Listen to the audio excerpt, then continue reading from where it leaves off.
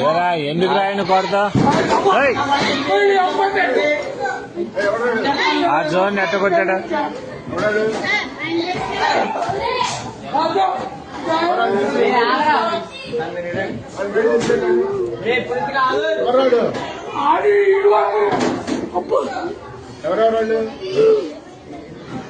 ఏరా దేనికి రా విధానం ఏంటి అసలు